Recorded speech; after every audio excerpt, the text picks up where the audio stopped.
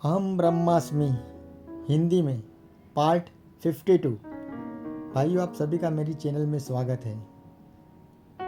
श्री निसर्गदत्त महाराज और उनके शिष्यों के बीच हुई वार्तालाप की एक अंग्रेजी बुक आई एम दैट का हिंदी रूपांतर अहम ब्रह्मास्मि रूपांतर जो अनुवादन किया है वो श्री विनय कुमार वैद्य जी का है। आज हमारा अध्याय है 58। शीर्षक है परिपूर्णता सभी की नियति। प्रश्नकर्ता, आत्म साक्षात्कार के साधनों के बारे में आपसे जब भी पूछा जाता है, आप सदैव मन के द्वारा मैं हूँ के भाव में अधिष्ठ होने पर बल देते हैं। इसमें कारणगत तत्व कहाँ पर है? यह विशिष्ट विचार ही आत्म साक्षात्कार के फलित होने का कारण कैसे होता है? मैं हूँ पर किया जाने वाला ध्यान कंटेम्पलेशन मुझे किस प्रकार से प्रभावित करता है?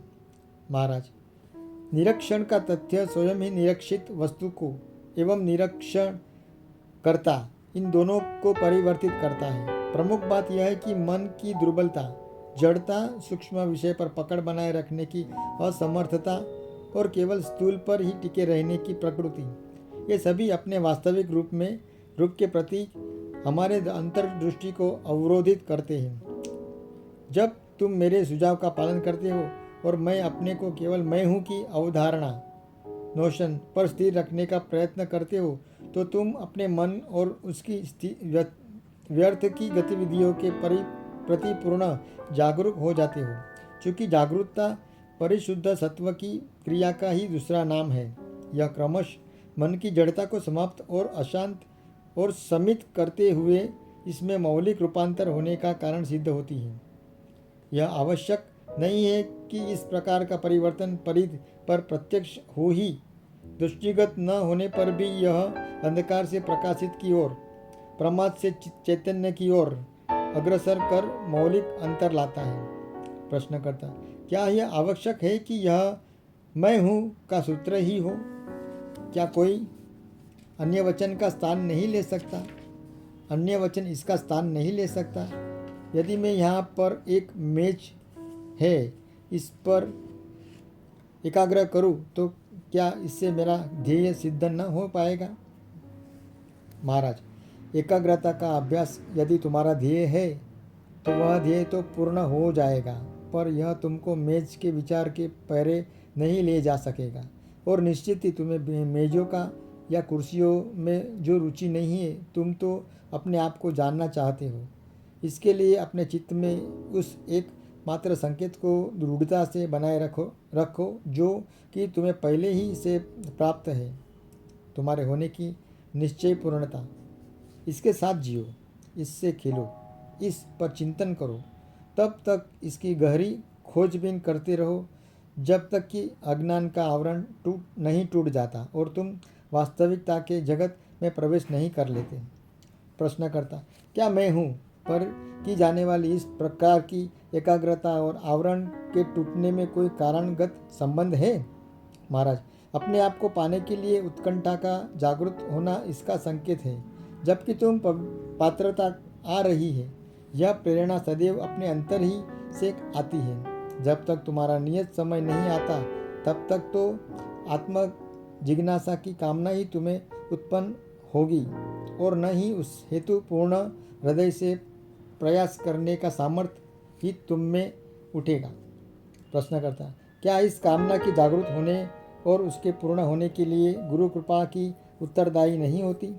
क्या गुरुमुख पर स्थित तेज ही वह चारा नहीं है जिसके आकर्षण में हम मछलियाँ से पकड़ लिए जाते हैं? इस मछलियाँ से पकड़ लिए जाते हैं, मछलियाँ से यानी मछलियों की तरह हमको भी पकड़ लेते हैं और इस प्रकार दुख रूपी दलदल से बाहर खींच लिए जाते हैं। महाराज, तुम्हारा अंत स्थित गुरु ही तुम्हें बाह्य गुरु की ओर ले जाता है। वैसे ही जैसे एक माता अपने बच्चे को शिक्षक के पास ले जाती है, अपने गुरु पर श्रद्धा रखो और उसकी आज्ञा का पालन करो, क्योंकि वह तुम्हारे वास्तविक स्वरूप का संदेश दाता है। प्रश्नकर्ता, मैं जिस पर श्रद्धा कर सकूं, इस प्रकार का गुरु मुझे कैसे प्राप्त हो सकेगा? महाराज, यह तो तुम्हारा अपना हृदय ही तुम्हें बतलाएगा। गुरु प्राप्त करना कठिन नहीं है, क्योंकि गुरु तुम्हारी खोज कर रहा है। गुरु सदैव तैयार होता है, बस तुम भर तैयार नहीं होते। सीखने हेतु तुम्हें तैयार रहना होगा, अन्यथा तुम अपने गुरु से मिलकर भी अपने गहन प्रमाद और हठ धर्मिता के कारण उस अवसर को नष्ट कर सकते हो। मेरा उदाहरण देखो, मुझ में कोई विशेष योग्यता न थी, पर जब मैं अपने गुरु से मिला तो मैंने उन्हें सुना, उन पर श्रद्धा रखी और उनकी आज्ञाओं का पालन किया। प्रश्नकर्ता, क्या अपने आप को गुरु के हाथों पूर्णतः छोड़ देने से पूर्व मैं उनकी परीक्षा न करूं? महाराज, अवश्य करो, पर तुम्हें इससे क्या ज्ञात हो जाएगा? उससे अधिक जरा भी ज्ञात न हो पाएगा जैसे कि वे तुम्हें प्रतीत हो रहे हो। प्रश्नकर्ता, मैं देखूंगा कि उनका आचरण तारतम्यपूर्ण है या नहीं। क्या उनके आचार विचार, उनकी शिक्षा और उनके जीवन में सामंजस्य हो रहा है? महाराज, हो सकता है कि तुम्हें अनेक विषमताएं दिखाई दें, उससे क्या? इससे कुछ भी सिद्ध नहीं होता, केवल ध्येय ही महत्वपूर्ण वस्तु है। तुम्हें उनके ध्येय के बारे में कुछ कैसे ज्ञात हो पाएगा? प्रश्नकर्ता, पर कम से कम इतनी अपेक्षा तो उनसे अवश्य ही करूँगा कि वे आत्म संयम युक्त नैशिष्ट और नैतिक जीवन जिए। महाराज, इस प्रकार के अनेक व्यक्ति तुम्हें मिल सकते हैं और उनका कोई उपयोग तुम्हें न हो पाएगा। गुरु तो तुम्हें तुम्हारे घर लौटने का, अपने वास्तविक स्वरूप को पाने का मार्ग तुम्हें दिखा सकता है। इस बात का व्यक्ति के दिखलाई पड़ने वाले चित्र और उनके चित्त की प्रकृति आदि से भला क्या संबंध हो सकता है? क्या वह तुम्हें यह बात पहले ही स्पष्टतः नहीं बता देता कि वह व्यक्ति नहीं है? इसके विषय में कोई निष्कर्ष निकालने का एकमात्र उचित तरीका यही है कि जब तुम उसकी संगति में होते हो तब अपने में होने वाले परिवर्तन को दृष्टिगत रख कर कोई निर्णय करो। यदि तुम उसके सानिध्य में अधिक शांति और प्रसन्नता का अनुभव करते हो और अपने आप को अन्य किसी समय की गहराई और स्पष्टता की अपेक्षा कहीं अधिक गहराई और स्पष्टता में समझ पाते हो, तो इसका अर्थ यह है कि तुम्हें सही व्यक्ति मिल गया है। इस प्रकार से निर्णय करने में यह बात तो है कि तुम्हें कुछ समय लगेगा, उसे लगने दो। पर जब एक बार तुमने उस पर श्रद्धा रखने का निश्चय कर लिया तो फिर पूर्ण श्रद्धा रखो और उसके निर्देशनों का पूर्ण तरह सच्चाई के साथ पालन करो। यह आवश्यक नहीं कि तुम उसे अपना गुरु मानो ही और तुम केवल उसकी संगति में ही संतुष्टि अनुभव कर सको तो भी पर्याप्त है। यदि संगत अशुद्धियों से रहित और आबाद रहे तो लक्ष्य तक पहुंचने के लिए यही पर्याप्त होता है। परंतु यदि एक बार तुम किसी को गुरु के रूप में स्वीकार कर लिया है, उसके वचनों में ध्यानपूर्वक सुनो, स्मरण रखो, तद अनुसार चलो। अधूरे हृदय से किया जाने वाला प्रयास एक बहुत बड़ा दोष होता है और इससे स्वनिर्मित दुख की विशालता और बड़ी हो जाती है। गुरु से कभी कोई भूल नहीं होती, सदैव यही होता है कि शिष्य की दुराग्रह, पूर्णता, मूढ़ता और जड़ता ही दोष के रूप में कार्यरत करती है। प्रश्नकर्ता, क्या ऐसी स्थिति में गुरु शिष्य को अस्वीकार कर उसका परित्याग कर देता है? महाराज, यदि वह ऐसा करे तो वह गुरु नहीं हो सकता। वह उस उपयुक्त अवसर आने तक प्रतीक्षारत रहकर धैर्य रखता है जब तक कि शिष्य तप करता हुआ पककर परिपक्व होकर पुनः उस तक न लौट आए एवं और अधिक संवेदनशील होकर उसकी शिक्षा न ग्रहण कर ले। प्रश्नकर्ता, इसका क्या उद्देश्य है? गुरु यह सारा कष्ट भला क्यों उठाए? महाराज, दुख और दुख की परिसमाप्ति। वह देखता है कि लोग उनके सपनों में डूबे हुए कष्ट उठा रहे हैं। वह चाहता है कि वे जाग जाए। प्रेम पीड़ा के प्रति असहिष्णु होता है और पीड़ा उठाए जाने के प्रति भी गुरु का धैर्य असीम होता है, अतः उसे पराजित नहीं किया जा सकता। गुरु कभी असफल नहीं होता। प्रश्नकर्ता, क्या मेरे प्रश्न और अंतिम गुरु एक है या कि मुझे एक से दूसरे गुरु तक जाते रहना होगा? महाराज, सारा विश्व ही तुम्हारा गुरु है। यदि तुम सतर्क और मेधावी हो तो तुम हर वस्तु से सीख सकते हो। यदि तुम्हारा मन स्वच्छ और हृदय शुद्ध हो तो तुम आते जाते प्रत्येक पथिक से कुछ सीख सकते हो। पर चूंकि तुम जड़ या अशांत हो, अतः तुम्हारी अंतरात्मा किसी बाह्य गुरु के रूप में प्रकट होती है और तुम्हें इसके प्रति श्रद्धा उत्पन्न करवाते हुए इसके आज्ञा पालन में लगा देती है। प्रश्नकर्ता, क्या गुरु एक अपरिहार्य आवश्यकता है? महाराज, यह तो इस प्रश्न के समान है, क्या माता का होना अपरिहार्य आवश्यक है? चेतना में एक आयाम से दूसरे आयाम तक उठ पाने हेतु तुम्हें सहायता की आवश्यकता होती है। यह आवश्यकता नहीं कि ऐसी सहायता सदा किसी मानव आकृति के माध्यम से ही प्रदान की जाए।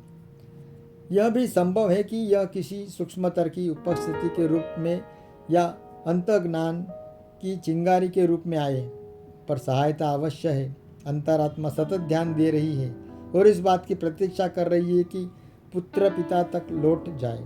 उचित समय आने पर वह हर बात को बड़े स्नेह और ध्यानपूर्वक प्रभावी रीति से क्रियान्वित करती है। जहाँ किसी संदेश या पथ प्रदर्शक की जरूरत हो, वह गुरु को आवश्यक कार्य हेतु भेजती है।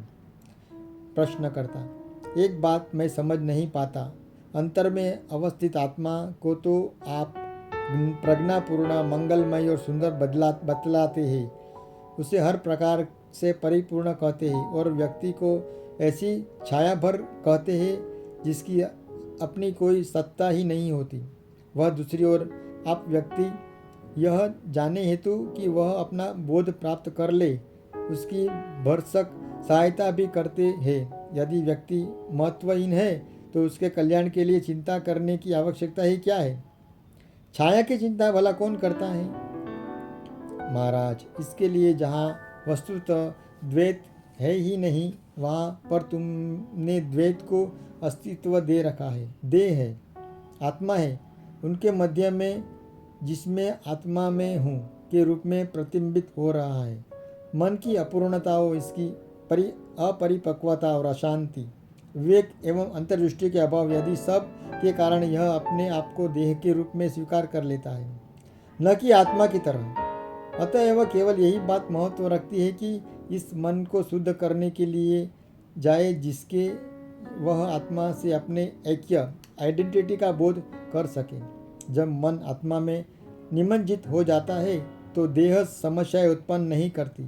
यदि बनी यह बन नहीं रहती है जो कि यह है, अर्थात प्रत्यभिज्ञा और कर्म का एक उपकरण, अपने भीतर की सृजनात्मक अग्नि की एक अभिव्यक्ति और साधन। देह का अत्यधिक मूल्य यही है कि यह उस वैश्विक देह को अस्वीकार और सहायक होने है जो अपनी समष्टि की तरह से विश्व है। अभिव्यक्त के स्तर पर भी जब तुम अपना बोध ग्रहण करने लगते हो, तब तुम निरंतर यह आविष्कार करते चलते हो कि तुम सदैव ही उस सबसे कुछ अधिक हो जैसी कल्पना तुम्हें कर रखी है। प्रश्नकर्ता, क्या आत्मा अन्वेषण की कहीं कोई समाप्ति नहीं? महाराज, चूँकि इसका प्रारंभ नहीं है, अतः यह कभी समाप्त भी नहीं होती। पर अपने गुरु की कृपा से मैंने यह प्रत्यक्ष कर लिया है कि मैं ऐसी कोई वस्तु नहीं हूँ जिसे इस इंगित किया जाना संभव हो सके। न तो मैं कोई यह हूँ और न कोई वह। यह एक परम स्थिर नित्य है। प्रश्नकर्ता, तब इस अनावृत और अंतर रहित अन्वेषण में अपने आप को निरंतर नए आयाम में प्रविष्ट होने देने का क्या साधन है? महाराज, यह सब अभिव्यक्त के स्तर पर होता है। जगत की संरचना की मौलिक विशेषता ही ऐसी है कि उच्चतर की प्राप्ति निम्नतर से मुक्ति होने पर ही संभव हो पाती है। प्रश्नकर्ता, निरंतर क्या है और उच्चतर क्या है? महाराज, इसे चैतन्य के संदर्भ में देखो। विस्तीर्ण और गहन चेतना उच्चतर वस्तु है। वह सब कुछ जो कि चेतना के स्थायित्व और विस्तार के लिए क्रियाशील और जीवित है, उच्चतर वस्तु है। संसार की यही एकमात्र सार्थकता और ध्येय है। चेतना के स्तर को सदैव ऊपर ही उठाते रहना, नए आयामों को अनेक गुणों, विशेषताओं और शक्तियों सहित अन्वेषण करते रहना, यही योग का सारा तत्व है। उस दृष्टि से देखो तो सारा जगत ही योग की एक पाठशाला, योग क्षेत्र है। प्रश्नकर्ता, क्या परिपूर्णता मानव मात्र की नियति है? महाराज, अंततः तो यह प्राणी मात्र की नियति है, पर संभावना तब तक सुनिश्चितता बन जाती है जब आत्म साक्षात्कार की अवधारणा नोशंस में मन में उदित होती है। मुक्ति का एक प्राय वस्तु है। इसे यदि कोई एक बार भी ठीक से सुन और समझ लेता है तो वह इसे भूलेगा नहीं, क्योंकि यह हमारे अंतर में अंकुरित होने वाला प्रथम संदेश है। यह जड़े जमात है, पढ़ता है और उपयुक्त समय आने पर गुरु की कृपा मूर्ति की तरह सामने आता है। प्रश्नकर्ता, तो क्या हमारे समस्या मन की विमुक्ति तक ही सीमित है? महाराज, अरे क्या मन भटक जाता है, किंतु यह पुनः अपने घर लौट भी आता है। भटकना यह शब्द भी सही नहीं है। मन को अपनी हर भाव दशा में अपने आप को जानते रहना होगा। यदि पुनरावृत्त न की जाए तो ऐसा कुछ भी नहीं जिसे भूला जा सकता है। भाइयों, यहाँ पर हमारा अध्याय 58 समाप्त होता है। हम फिर मिलेंगे कल नए अध्याय के साथ में। श्री कृष्णार्पणमस्तु। आप मेरा ये पठन सुनकर अच्छा लगता है तो प्लीज़ मेरे ये चैनल जीवन रथ _अनिल, इसे आप लाइक, शेयर और सब्सक्राइब कर सकते हैं। फिर कल मिलेंगे, तब तक के लिए शुभ रात्रि। हरिओम। जय श्री कृष्ण। हरे कृष्ण। नमस्कार।